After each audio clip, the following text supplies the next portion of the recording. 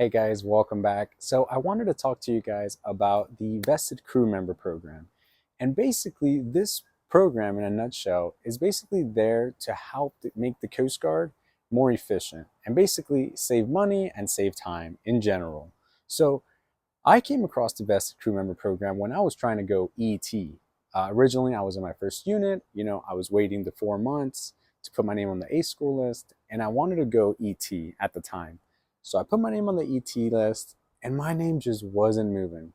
It just kept saying vested crew member, vested crew member. And I was like, what the heck is this? Well, it turns out the vested crew member program, what it initially is basically it helps guarantee you an early placement for a guaranteed A school, and at the same time, it guarantees you a return to your first unit. So, why is this important? Basically, there's a lot of ways to think about this, but I'll try to explain it the best way I can. So, traditionally, see, the Coast Guard would want you to finish boot camp. And then when you get sent off to your first unit, you're going through a lot. It's your first unit, you got to get qualified, you have to learn like damage control stuff, you got to get helm lookout qualified, you got to get GPAL qualified. And this helps alleviate the overall watch rotation, and which is great. It's great for the Coast Guard, it's great for newcomers to come and help alleviate and help relieve stress so more people can spend time with their family, and it's all great. But um, it's not as concrete, and it's not as effective, because you see, as soon as those 4 months are up and you can put your name on the A school list, everyone's ready to go. So if everyone's ready to go right away, that means that that crew or that unit spends all that time, getting you qualified. People stay after hours trying to train you. For you just to leave, it's just it becomes annoying. And overall, sometimes the units get overwhelmed, and they don't appreciate it much because they're spending all this effort and time in helping you or helping people get qualified for them just to leave. So at the end of the day, it's just not as effective. And at the same time, you're spending money, you're spending time, and all these resources. So what does the vested crew member program do, and how could it help you? So basically, I'm going to read you guys uh, verbatim here, and kind of basically it explains. So currently, members are guaranteed placement in these rates: BM, CS, DC, ET, EM, GM, and MK and OS A schools. Can be assigned into a petty officer third class position while awaiting their A school class.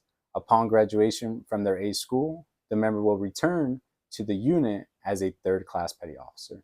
So, what does this do? What this does is basically, you get with your recruiter and you talk to them and you're like, hey, I want to stay in the West Coast.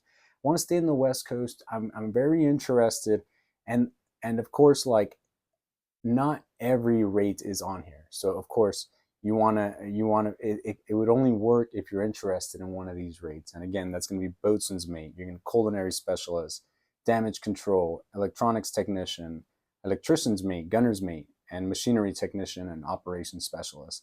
So if those are one of the rates that you guys are actually interested in, I would reach out to your recruiter and just be like, hey, I'm interested in the vested crew member program, and hopefully it's still effective. I've seen it around now for like a year and some change, so hopefully it's still effective, and hopefully it's able to help you guys out. But you would reach out to them, and what that does is basically you'll reach out to your recruiter. He'll find a billet in the general area where you want to go. So, for example, if it's California or if it's Seattle or something, that's where he can potentially give you something in the West Coast. And then there's a third class petty officer billet that's available, let's say in Seattle.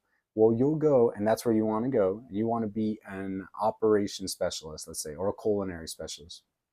You'll go to Seattle after boot camp. You'll go and you'll train with these culinary specialists there, or an operations specialist, and you'll be working as a third class petty officer, but you won't be getting the pay for it just yet. But the good things is you'll get to know your command. You'll get to know your coworkers. You'll get your qualification packets. You know, you'll be able to start getting ahead of the game, and you'll know you're coming back. So that's the cool thing about it, because they're going to put your name on the A school wait list in your 4th week of boot camp. So technically, you are saving so much time. You don't have to wait, 4 months after you are at your first unit to put your name on the A school list, because that's just a long time. So if one of those rates is something you're interested in, the vested crew member program will save you a lot of time. And then once you go to boot camp, you're just leaving for a little bit, you come back to your unit, and that's a wrap. You already know everyone, and now you're getting paid as a 3rd class petty officer.